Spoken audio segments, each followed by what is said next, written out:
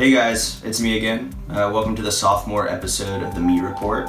I'm still settling in here in this little recess studio and still trying to find my voice in this context, so bear with me on that.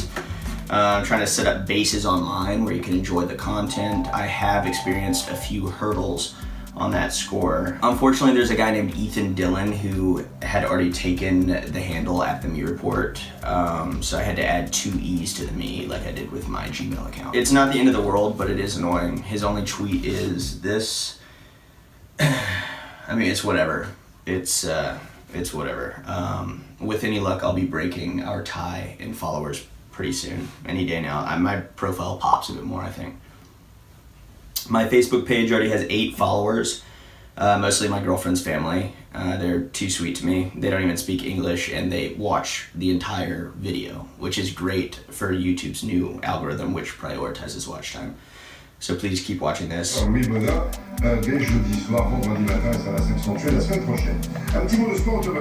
Another hiccup on Instagram, the Me Report has been taken by one Lee, who has yet to post anything.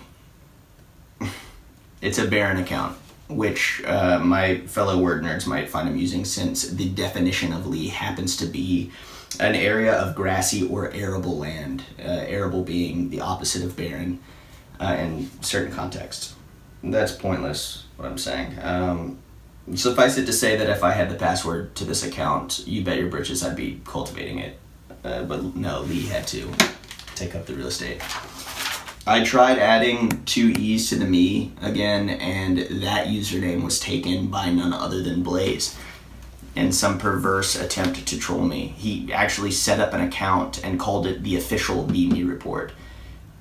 And he posted a video that, I don't know, it's disrespectful. Alright, let's see what this is all about.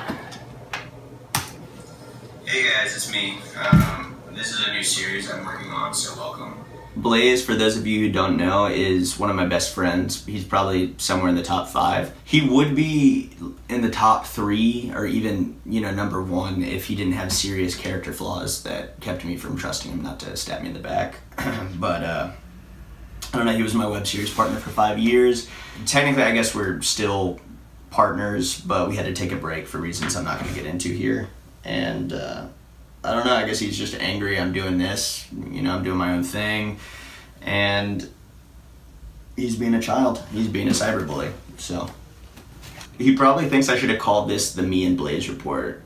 I mean, I have a good idea of how the guy's brain works. We used to do everything together. He's probably thinking, since our friendship had a definitive role in shaping who I am today, he can just slap his name on projects that I'm doing now and in the future, and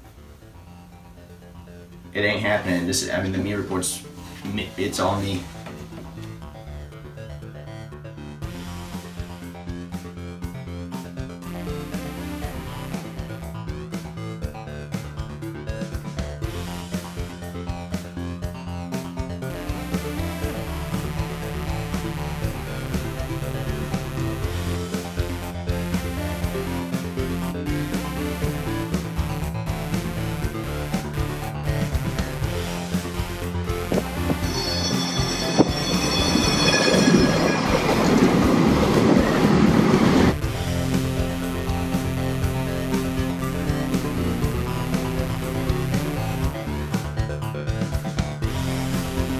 Yeah, I don't know what Blaze is capable of anymore. I don't.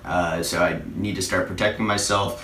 I have a legitimate entertainer here today to endorse the official The Me Report, which is this show, not Blaze's troll account. So please welcome comedian Gary Richardson. Gary, thanks for stopping in. Yeah, no problem.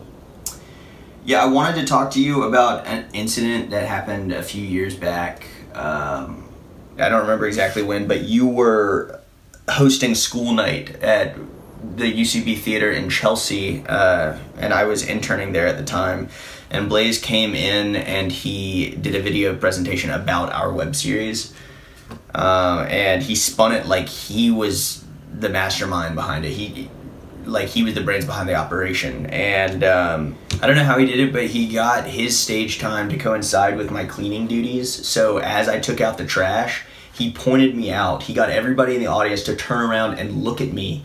And then he said something to the effect of, see what I have to deal with? Alex stinking up the place as always. And then he got everybody to chant garbage man while I finished up. And I don't know, you remember that? Kinda. I mean, yeah, I remember one of you dudes hitting me up to like show something. I kind of remember that night. Well, I will remember it for the rest of my life. Yeah, it was humiliating. So yeah, I guess I just wanted you to know that I edited the video that he presented that night. That was me. Oh, cool. Sweet. I just, you know, just in case, I wanted to make sure that you knew that I wasn't just a garbage man. All right, dude. Yeah, sure. I know now. That cool? Yeah, that makes me feel a lot better. It does. So that's why you hit me up? Just having a legit entertainer in my corner is, you know, that means something. I'm as legit as you could get? Well, yeah, I mean, weren't you in that Mike Birbiglia movie, Don't Think Twice? Yeah, but that was like a small part. There's like stars walking around. Well, the only stars I see, Gary, are comedians. And most comedians get nervous around me for some reason. Like, I'll even tell them that I had a video on crack.com a few years ago, and they will still, you know, look for the exit and edge out of the conversation. I mean, I could trail them out onto the street, but, you know, at that point, my pride won't really allow it, so. Yeah, that's not how you want to go about that at all. You might want to go up and say, hey. You know, I think a hey is better than dropping some credits at the top of a conversation. Oh, yeah. Yeah. Okay. Do you understand why that would be better? Because that's the important part, that you need to know why that would be better. I don't know. It's just less networky, more human? Absolutely. Okay. You want to be a human. You don't want to be a psycho or a robot, you know? Okay, yeah, that's a great... Actually, one other thing while you're here, Gary, you know how I'm trying to be, you know, or I'm trying to do more stand-up? Uh-huh. What is the agreed-upon etiquette after somebody's set? If you find them funny, do you go up and say, hey, man, you're funny? For real? Because I've been doing that lately, and a lot of the comics are looking at me like I'm speaking out of turn or I'm in their space. And I don't hear comics complimenting each other, or me, really, when I get off stage. No, I think people tend to say good set when it's a good set. At least that's my experience. Okay, well, maybe I just haven't had one of those. It's a tough pill to swallow, but it's good to know. Yeah, maybe work harder. It's not a big deal. I mean, I've had bad sets too. Yeah, Gary, I already work too hard. I can't even finish the first episode of the 3rd season of Leftovers. I've been watching it in 15-minute chunks. I'll get too inspired and then I have to stop and go create something. Are you okay? Yeah. Yeah, thank you for coming on, Gary. I'll let you get back to what you were doing. Maybe we can grab a burger or something. Or yeah, you're probably too busy for new friends, I guess. But I'm getting ready to go out of town for a while. But hit me up when I get back. Okay. Yeah. Really? Yeah. I mean that's really vague, and I don't know where you're going or when you're coming back. But it was a diplomatic answer. Thank you so much. Thank you, Gary. Yeah, no problem. I'll see you, man. Yeah, later. Thank you.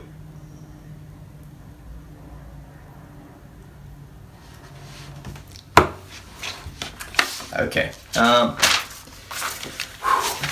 So, okay, wow, this is a current events vlog, and I have yet to discuss current events. We're already well into the 2nd episode, so I guess we should do that. Turkey's Erdogan wins referendum that gives him dictatorial powers. Trump congratulates him on that. There's the threat of nuclear war with North Korea, mother of all bombs dropped in Afghanistan, chaos in Venezuela. I don't feel like doing this today. It's just, I don't know. It's easier to focus on one thing, like Sean Spicer. We love symbols. We love images and figureheads that represent grander narratives. So, like when Sean Spicer downplays Hitler, it's all over our news feeds for like 2 or 3 days. Not so much because it's super newsworthy, but because news aggregators know that as consumers, we eat up fail videos. I mean, we eat up the fail compilations. Come on, we click on more fail compilations than we do analytical news reports. It's science. So, you know, Sean Spicer is an easy thing to focus on. He is like a live action Simpson almost, and he serves as the perfect symbol for the Trump administration's cluelessness. We will build new roads and highways and bridges and airports and tunnels and railways all across our wonderful nation. We're symbol junkies, and I think that's fine as long as we know it.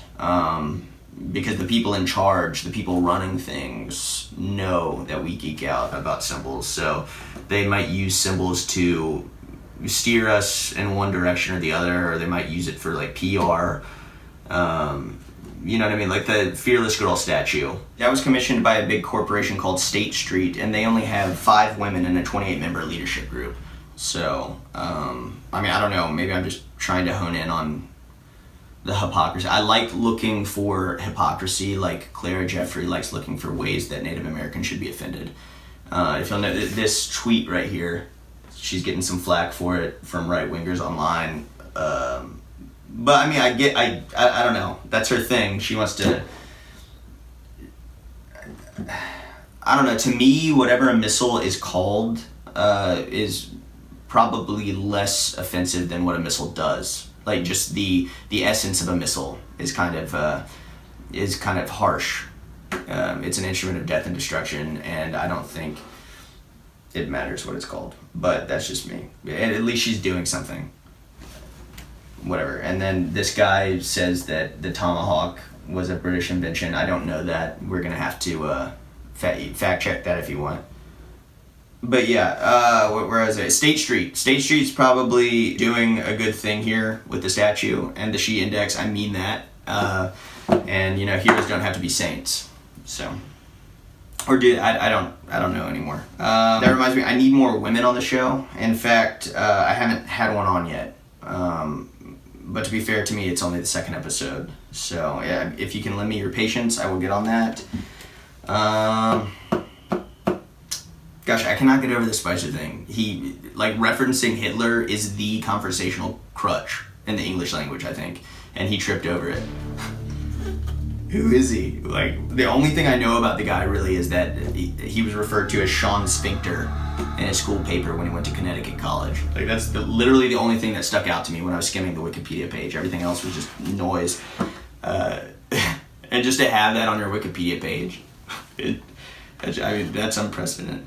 And that reminds me, for the word nerds out there, a sphincter, as you know, is the ring of muscle around the anus. It's a way better insult than asshole, because if you think about it, asshole is just the absence of matter through which other things pass. If this is, by the way, if this is too much for you, you can probably just stop the video. It's kind of running long anyway, but anyway, no, but like an asshole, if you call somebody an asshole, in effect, you are calling them nothing. So you have to feel silly for being offended by nothing, if that makes sense. Or like offended enough to label it an asshole. I don't know. That was just a thought I had. What else is new in the world of notable conservative men? Bill O'Reilly is out, and he did get a big severance package, but he will go down in history as a sex-crazed sphincter. Actually, that reminds me, I had a nightmare featuring Bill O'Reilly. Something's telling me I gotta tell you this. Maybe it'll stir up some prurient interest and get this video shared. So I am I'm running after Bill O'Reilly. He is darting through a terminal of shipping containers. He's wearing like a sleeveless, like Frank Zappa shirt, which I thought was off. I guess I should have known that it was a dream at that point. His arms were extremely pale. I know it's unevolved to focus on public figures' physical attributes, but I mean, this was a dream that I had. We should be focusing on the issues is what I'm saying, but this is a dream. You can't really judge my subconscious, unless you can. I don't know these days, but he's just running and he's like, come on. Over his shoulder, he's screaming at me to come on, not in a friendly way. I was like, come on! Come on! Come on! Come on! Like that. And I'm trying to catch up, and he turns a corner. He stops abruptly. I almost run into him. And he opens up one of these shipping containers with his bare hands, and there's a barrel in it for radioactive waste, and it's open, and there's this beige goo kind of coming out of it, and the goo buds into Mitch McConnell's face, and the face looks less animate than it does normally.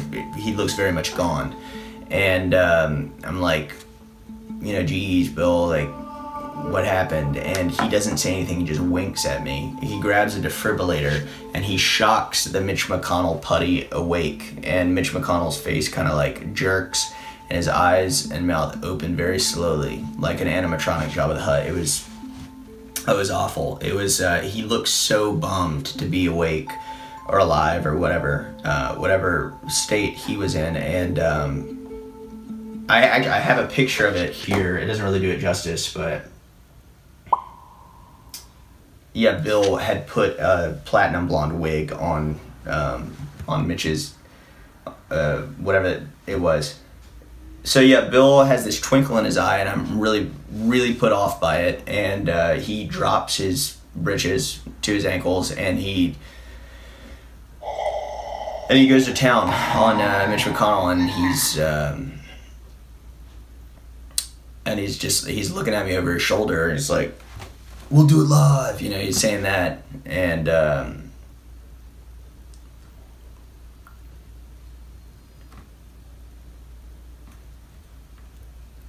yeah, I should have left that unspoken, I think.